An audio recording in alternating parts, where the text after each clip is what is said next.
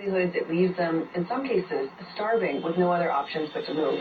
I saw it firsthand. I was in Dadaab just a few weeks ago while I was here for the African Climate Summit. And there, as you know, it's one of the biggest refugee camps in Africa.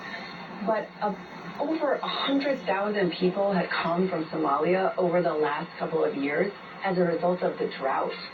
And in some cases, refugees who had been resettled home back to Somalia came back to Kenya because of the impact of the drought. And so the impact on the region is stark. We're seeing millions of people, over 3 million displaced just in Somalia alone. You magnify that by what's happening in Ethiopia, here in Kenya itself, and we know that the impact on people is really, it's beyond anything that anyone could really have imagined. Of course, some Somalis who went back home came back to Kenya.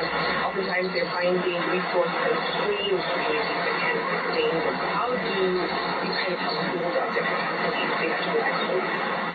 So, number one, we need to acknowledge that climate is displacing people, and the international community has been slow to do that.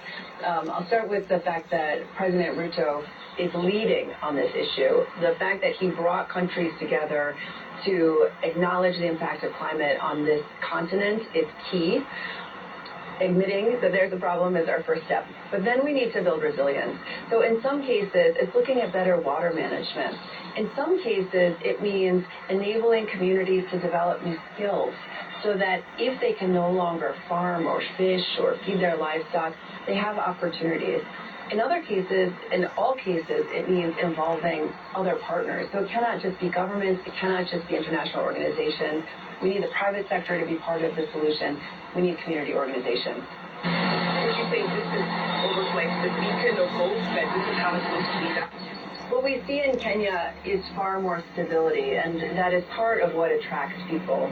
The Somalis that I spoke to, for example, were dealing not only with the impact of drought, but they were in communities that were already destabilized as a result of conflict.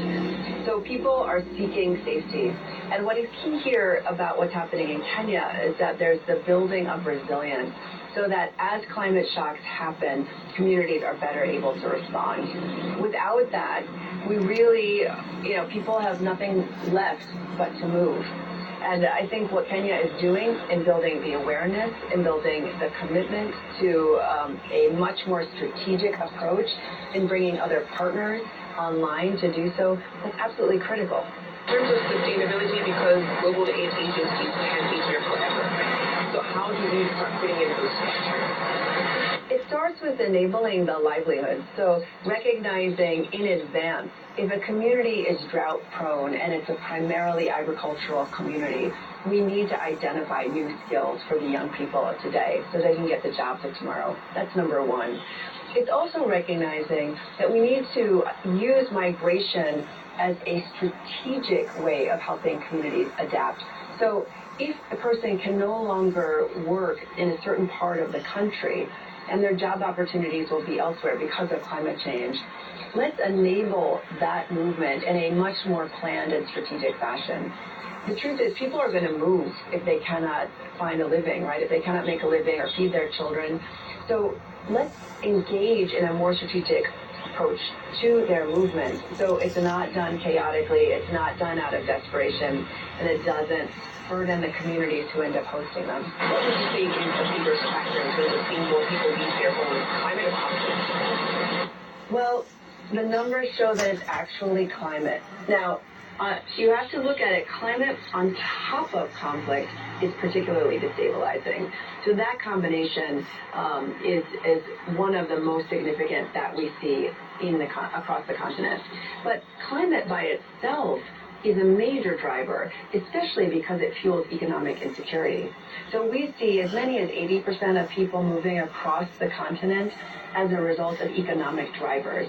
But you peel back what is causing the economic disparity, you find more climate change than anything. Thank you so much for having me. It's a pleasure. Appreciate your time. Thank you. Thank you.